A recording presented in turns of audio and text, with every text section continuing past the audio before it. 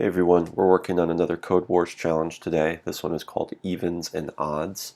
And in this challenge we're given a number. If the number is even, we need to convert it to binary and return that number. If the number is odd, we need to convert it to hexadecimal, which is a base 16. So the way that we can do this is by using the built-in toString method. And to demonstrate how this works, I'm just going to declare a simple variable here, let x equal 5, and then I'm going to console log x dot toString.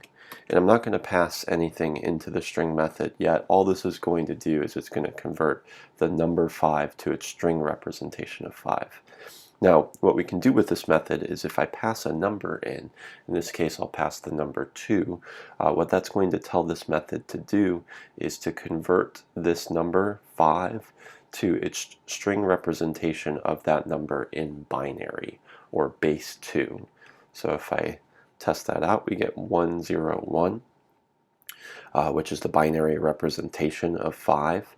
And if we want to do hexadecimal, we can just pass 16. We don't want to console log 5 though, because 5 and base 16 would stay the same. It would just be 5. So let's try 25 instead. And there we get the hexadecimal representation of 25. If we do a larger number, it'll be even more obvious that we're in hexadecimal.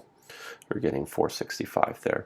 So we can use the toString method to convert the number to either binary or hexadecimal based on whether it's even or odd.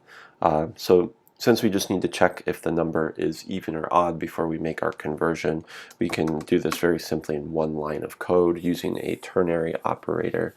So we want to check if the number mod 2 is equal to 0. That would tell us that the number is even.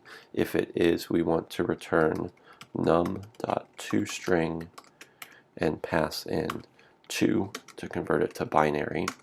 If the number is odd, we want to convert it to hexadecimal, so num.toString and pass in our base of 16. Let's give that a test. Looks good so far. Attempt to submit it, and there we go. So as long as you know how to use the toString method to do that conversion to binary and to hexadecimal, fairly simple to solve this. Just one line of code here. Hope this was helpful.